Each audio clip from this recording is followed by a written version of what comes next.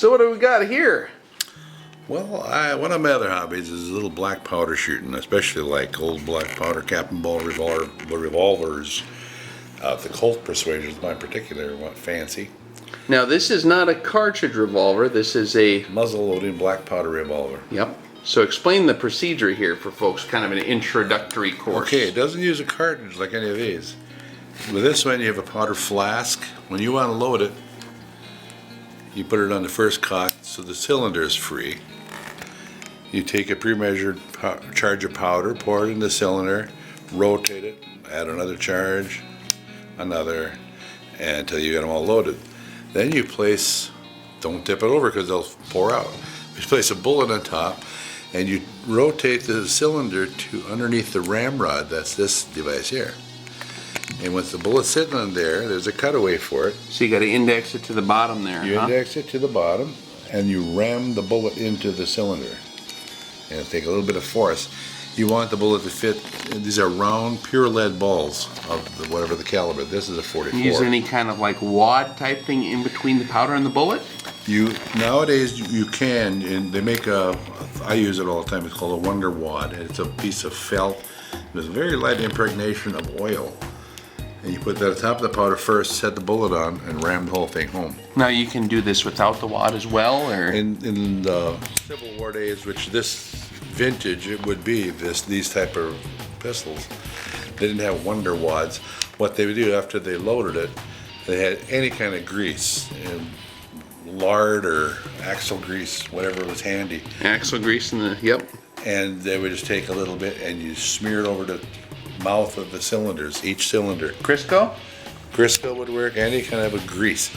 And the idea is this to prevent a chain fire, because with no cartridge, when you fire this, there's always some cylinder gap, and you can't hardly see it. This fits really nice.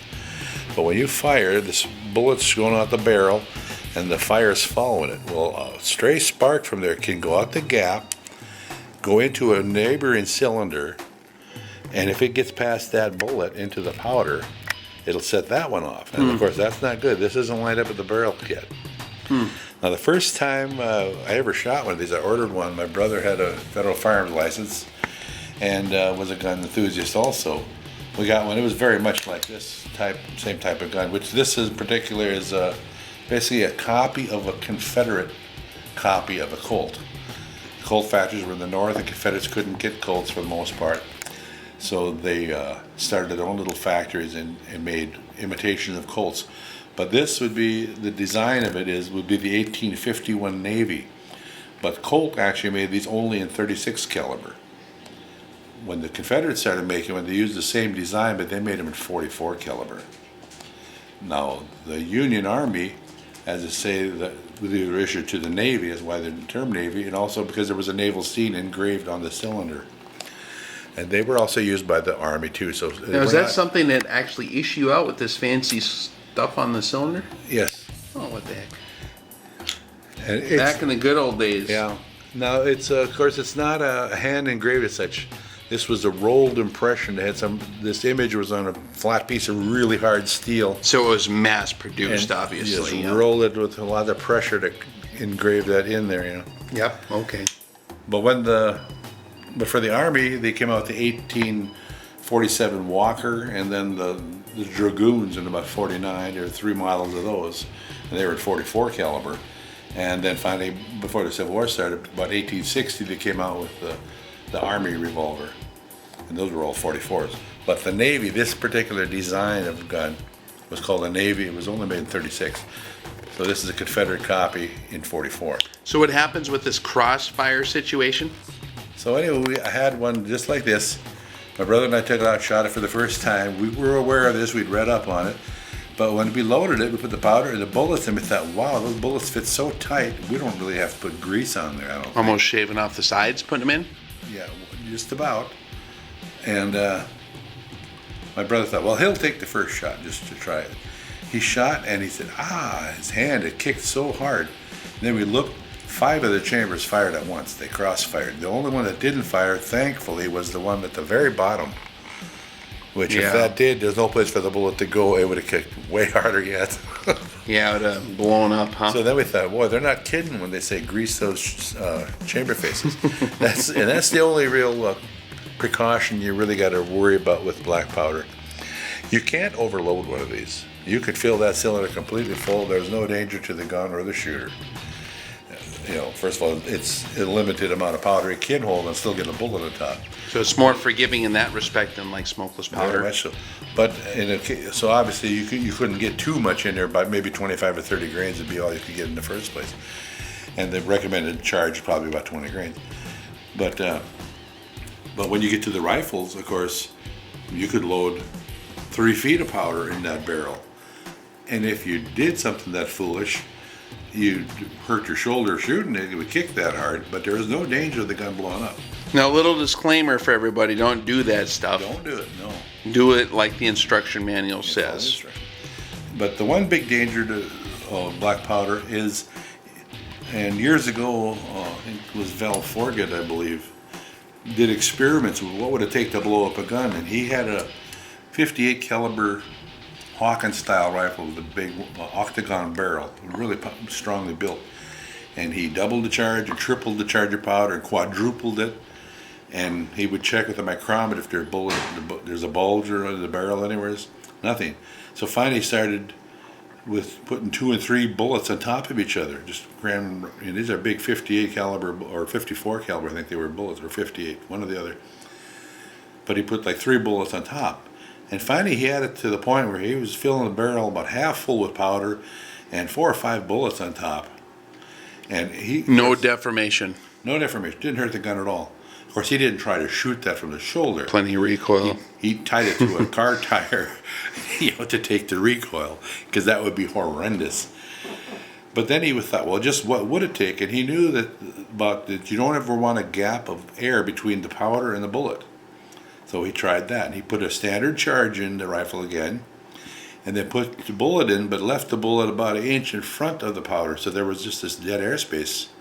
And the barrel split down like a peeled banana. Air gap blew it right up. Right. So if you want to destroy a black powder firearm, just leave an air gap between the bullet and the powder charge. The only, as far as damaging the gun and yourself, is always be sure that the bullet is seated down on the powder. You don't have to crush it down there, but make sure it's touching. In the old days, the men would often, first time with a nice clean new gun, they figure what powder charge they wanted, put the bullet in when it would ram down quite easily. Then they'd make a mark on their ramrod. Like a rifle has a separate ramrod that would store it under the rifle barrel. And so that they would know, they could just look that, okay, I've pushed it down far enough. That mark means I've reached the powder charge, even if you can't feel it. So that's kind of a primary deal to remember, is just get that bullet seated, huh? Well, it's got to be seated on the powder. Yep. Now this one, I just did for the fun of it, little experiment, little faux ivory inlay I did to these grips. I'm curious to see what that would look like. Yeah, that turned out nice. And these Confederate copies of the Colts were all brass framed? For the most part, yes, I believe they were. Again, the steel was harder to come by. They used brass whenever they could. Now, this is actually a pretty good shooter, isn't it? Oh, it's real good. It's very accurate. I remember once we went out with a 1911, like a modern 1911, and I think this actually kept up with that 1911, or maybe even outshot it group-wise. Yeah, I did. Plenty accurate. And you can see the rear sight is actually in the hammer. Yeah, you'd think that wouldn't necessarily be real conducive to accuracy, but it doesn't hurt or any of that hammer. I mean, you would think there may be some play, but there isn't. And like I say, I've shot as accurately with this as I have probably with any other gun, modern gun I've had. A little slower on the reload, but and you have to Right. cap it then, obviously. Right. After it's loaded, you get the powder in and your bullet, and you greased it. The chambers are all loaded. Then you take the percussion caps and you slip them over the nipple. They make a capper. It's a long, usually brass tube with a spring behind, which at home sometime in your leisure you fill it with caps. So you simply zip the end of it over, and the cap slips on. You pull it away, and you've capped that one. And you cap the next one, and so forth. Once they're all 6 capped, you're ready to go. Now, if you're going to carry it around all day with the old Colts, it's kind of recommended maybe you at least don't cap one chamber right off the bat, because the hammer just rests on the nipple. So if it was capped, of course, if there was a bump, it could go off, I suppose. So that's where that John Wayne habit maybe started, is on these caps. That's right. The old cap and ball revolver. Just keep it on an empty especially the chamber. Colts. Now, the Remington made cap and ball revolvers at the time too, during the Civil War, the 1858 Remington.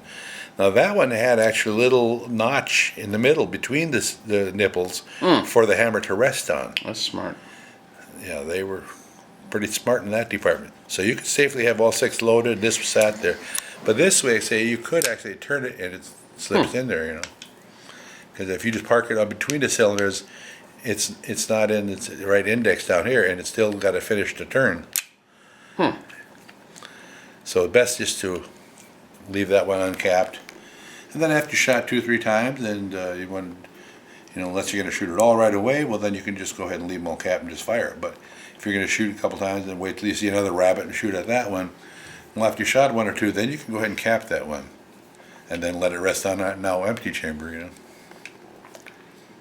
But lots of fun. Once you get used to it, it doesn't take as long as you would think to load these. You get a little bit familiar with the thing. The other thing that you got to remember if you're going to get it to black powder is that when you shoot these, they need to be cleaned, and I mean thoroughly cleaned. You pull the pin out.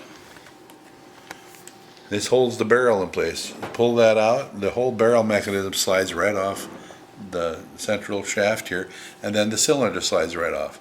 And the cylinder and the barrel really need to be immersed in hot soapy water and scrubbed with a brass brush. And you're talking like that day. That day, yeah. Highly corrosive you can type get stuff. It over, you can sometimes leave it overnight and be okay, you know. But that would be it, and kind of pressing it. And then once you're done, Rem oil, I think a lot of people recommend, really works well. They just spray it over everything, because once it kind of dries, it's dry, so that when you go to use it the next time, in the old days what they would do, they clean it with hot soapy water, whatever, and then oil it with some kind of grease. But when they were going to use it the next time, they'd first put caps on every nipple and just fire the caps to make sure the nipples were clear of any old oil residue. We kind of blow it out and dry it out. So once they shot 6 caps off, then they go and reload. And pour the powder, the bullet, and then cap them again, and they're ready to shoot. So cleaning is a must on these black powder Absolute revolvers. That's is that the saltpeter in there maybe that gets them so corroded? I'm thinking yes. You got charcoal and sulfur and saltpeter, right? Right. I would guess that would have to be the culprit.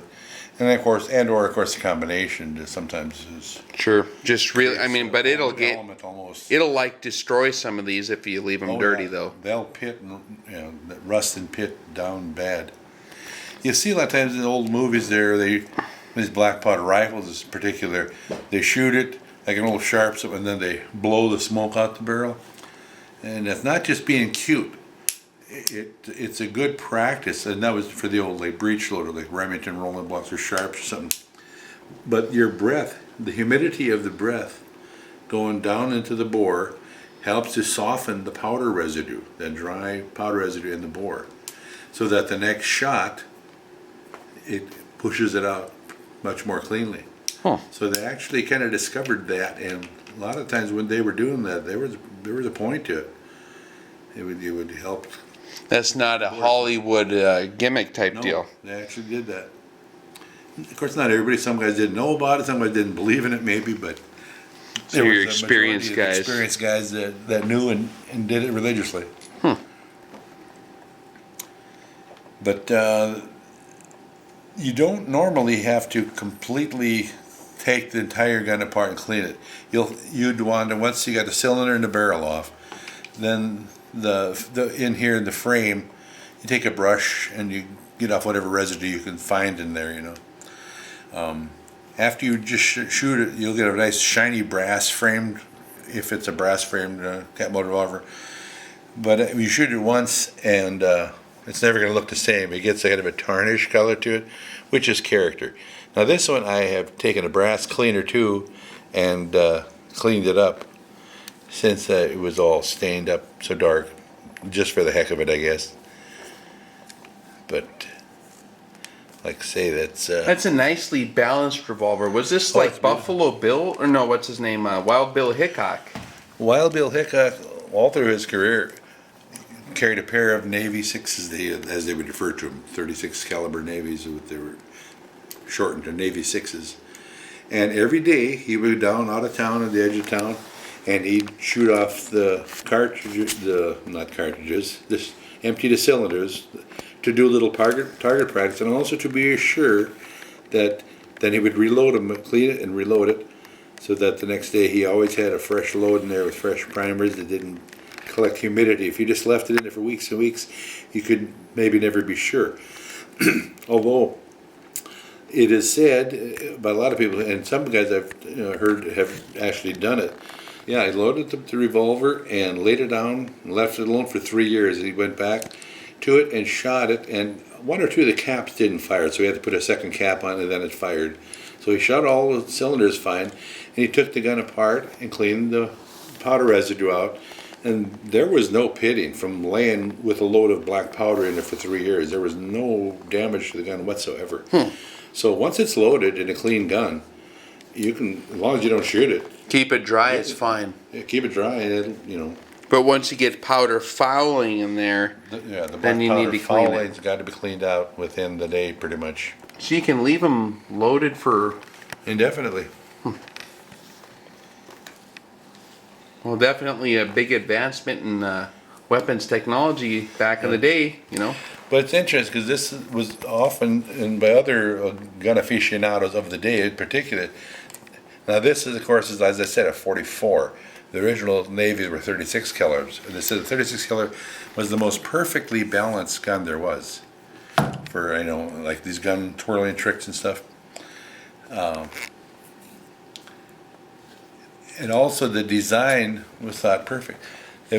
When years later, in 1873, when Colt came out with the famous Peacemaker, the cartridge gun, they had they deliberately exactly copied this grip, because they had nothing but praise for it from everybody that ever used it. Said it's just a perfect size and design. Still being used today, yep. And the 1860 Army, this is the 51 Navy replica, in the 1860 Army, they made the grip deliberately longer, so it would fit a man's hand completely. You can see here, the third finger kind of misses it. So somebody had the bright idea that make it a little bit bigger, a little longer, you get a good firm hold on it. But it never caught on as popular. Everybody seems preferred the 51 grip. So when they come out with the 45 long Colt and 4440, 3840, those cartridges in the 73 Peacemaker, they use the same grip dimensions. And partly, I think, also because it helps because of the design and the pitch and everything else.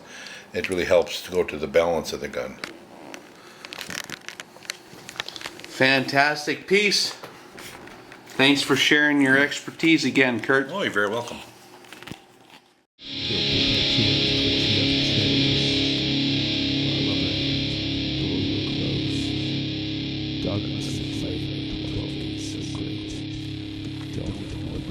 All right, let's get out of here.